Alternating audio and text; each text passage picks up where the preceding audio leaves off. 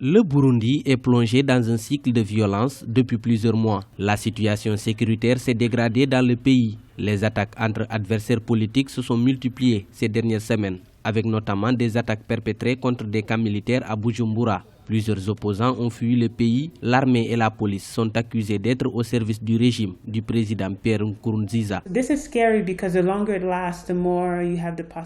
C'est effrayant parce que plus ça dure, plus il y a de fortes chances que le conflit s'enracine, que les ressources s'épuisent. Nous ne sommes pas tout à fait sûrs que l'armée soit en mesure de rester une force unie. Nous savons qu'il y a eu beaucoup de remaniements au niveau de ces postes clés, ce qui a permis au gouvernement d'avoir plus facilement une force armée qui répond à son impératif, en particulier l'exécutif.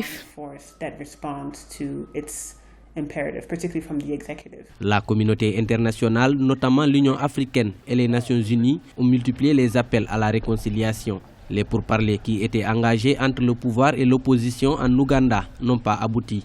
Lundi 21 décembre, le Parlement s'est opposé à l'envoi d'une force de maintien de la paix dans le pays. Malgré cela, l'Union africaine est déterminée à stopper la violence au Burundi.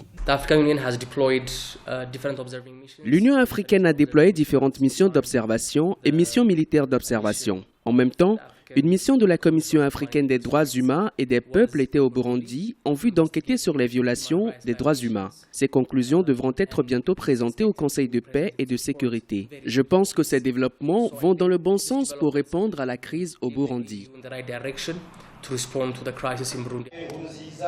Le troisième mandat du président Pierre Nkurunziza, jugé anticonstitutionnel par l'opposition et les manifestants, a plongé le Burundi dans la crise depuis avril 2015. Environ 500 personnes ont perdu la vie depuis le début de la contestation. Les principaux opposants politiques ont fui le pays pour échapper aux représailles. L'Ouganda, mandaté par la communauté d'Afrique de l'Est, a annoncé la reprise des pourparlers avant la fin du mois de décembre.